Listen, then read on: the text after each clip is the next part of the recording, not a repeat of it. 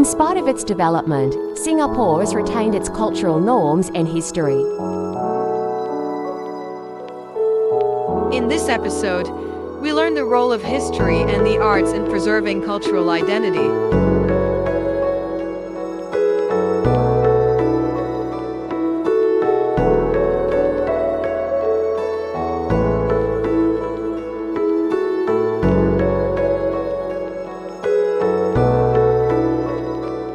Singapore Lessons for Africa.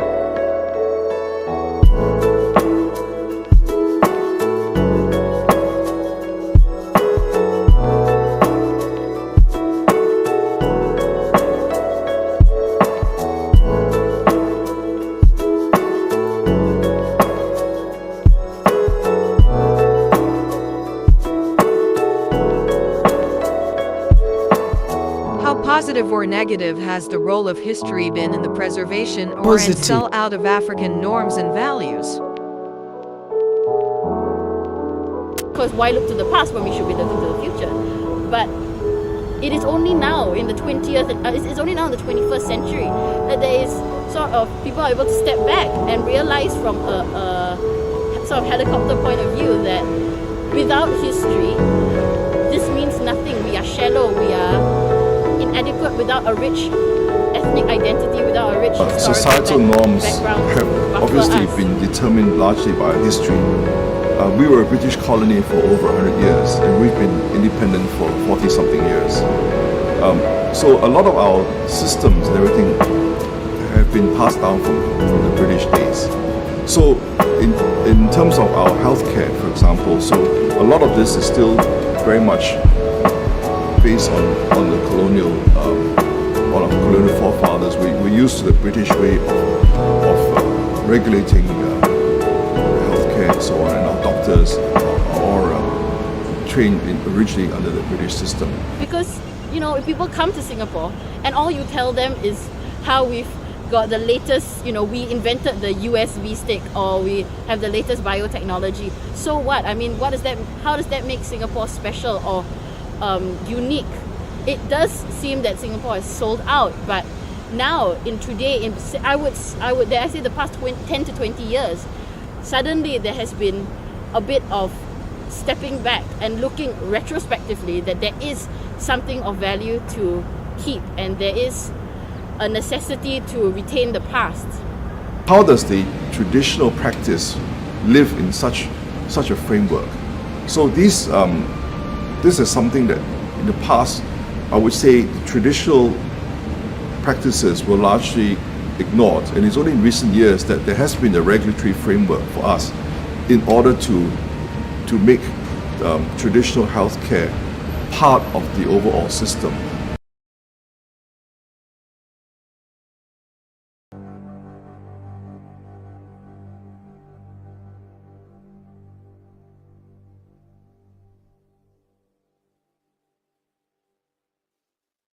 So, should we blame the African culture and indigenous knowledge and value system sellout on colonialism?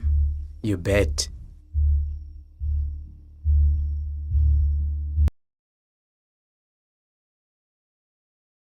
Now oh my gosh, we have almost forgotten our past. Let's now actively go back. That is why if you look at museums in Singapore, you look at the heritage industry in general, it is a very youthful industry.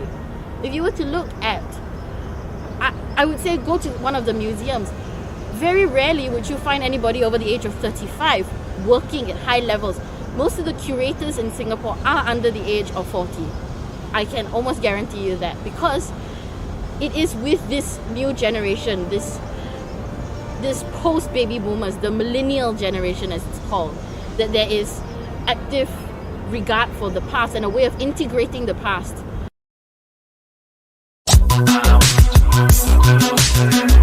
If colonialism was the only reason behind the sell-out, why do we see it manifest in countries like Ethiopia, which were barely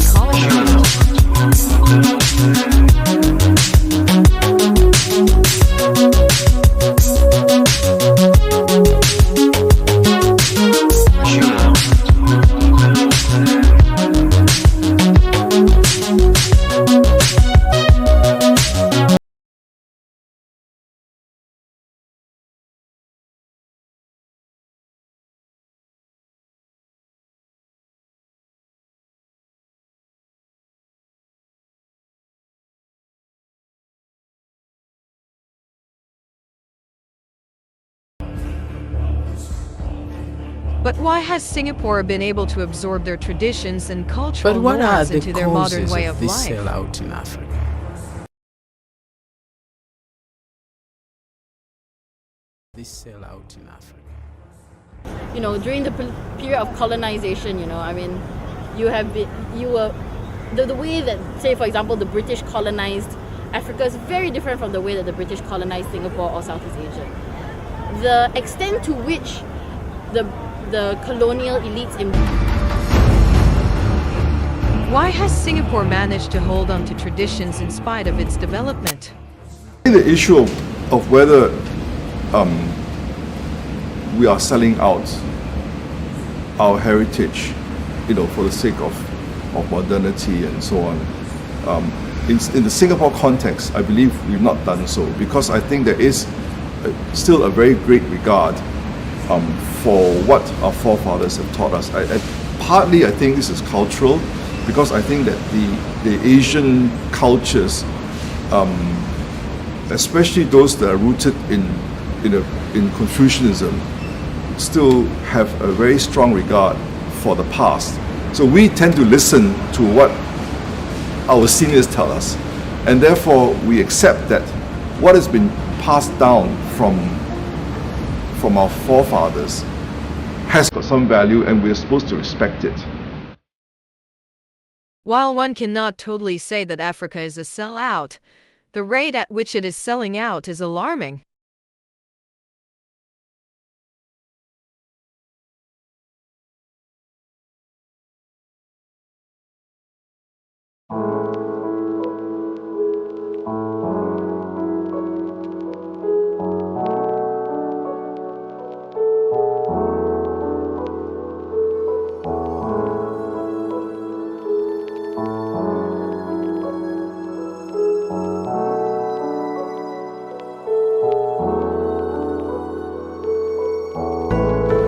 to China. It was just a stop off. So while Singapore was of great importance, it was important actually for the British to have a society that was intellectually and socially developed to deal with trade. So I think in the everyday context, my mother tells me to drink this soup because it's good for me. I accept that, and then and I will also pass that on to my children. I say, look, this soup is good for you. It's good for boosting your immunity or whatever it is, or maybe make you a better student. These are sort of things that your mothers would tell us, and we accept it. Now, that doesn't mean that we have to ignore what modern science has given us either. Concern. They were put aside. Land was reserved for them, and they were left in their primitive sort of cultural, agricultural, farming, fishing sort of lifestyle. They were left alone, but the main engines, the main drivers of the economy of Singapore were the immigrants. As a country, in Singapore, we don't have very much of our own unique identity. The country comprises of immigrants, immigrant races, and so we've brought our own cultures with us.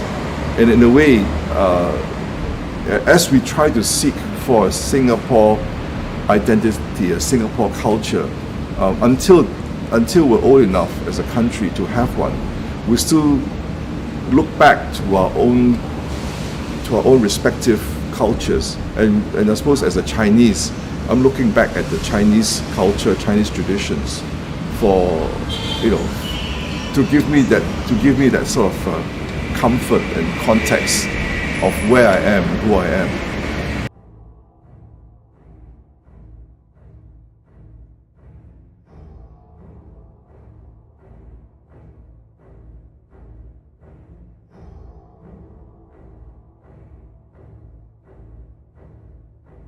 Japan and Korea are culturally homogenous, pretty much. They're all Japanese, they're all Korean.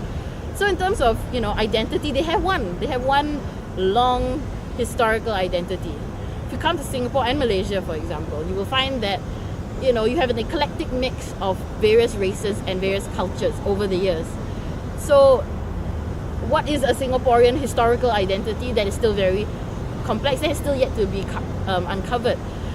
The museums will give you one version of what it is, and for the most part it is a pretty comprehensive view of Singapore's past. You know, and I think Singapore as a society still is in this phase of evolution, that we still don't have an entirely unique Is Africa also facing a cultural Singapore culture revolution? yet.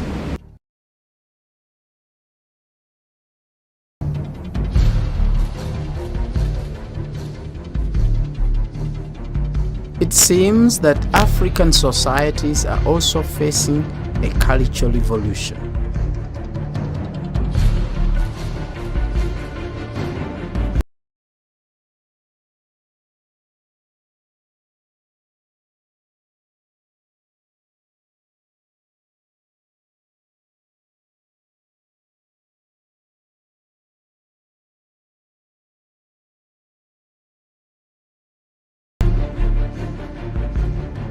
A revolution that has come with rapid urbanization, economic growth, and with it, westernization.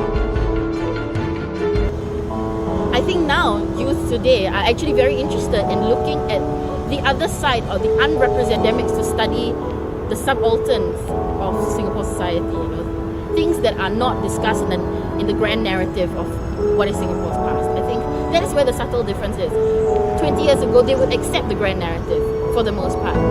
Youth today are not as accepting of this grand narrative of what Singapore was. To the rest of the world too. Why can't we have a Starbucks or a McDonald's that comes from Asia or Africa? This is also an opportunity. You know, as people get used to tasting food from many other countries, you know, does it have to be just hamburgers? Why can't it be something else from another part of the world? You know, again, we're very much fixated, I think, with this colonial mindset. It was the Western colonial masters that imposed a lot of their sort of standards and their products on us in the past. Now, we should react against that. We should say, look, let's turn that around and say this is also an opportunity. We've now got, you know, Is globalization to blame? modern technology to help us. We've got all the logistics, the networks, transportation, and so on.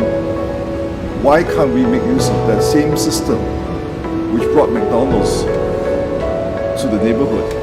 Why can't we use that and bring an Asian or an African equivalent to a street corner in a small town in Is Hollywood or you know, in Bollywood the to USA blame? or Europe? So I think this should be seen as an opportunity.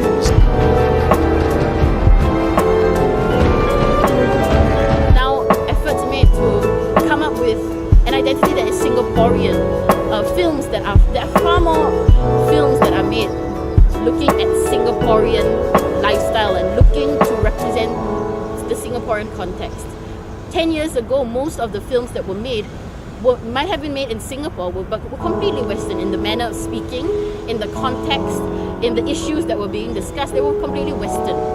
Today, there is very, very active efforts on the part of young filmmakers today to look at Singapore for what it truly is, looking at its, you know, the fissures in its society as well as the successes in its society, to understand what makes its identity very unique from its neighbours. Singapore is completely unique from its neighbours in the manner which its society has functioned, in the government, in the way in which Singapore is a very well planned and very well organised society.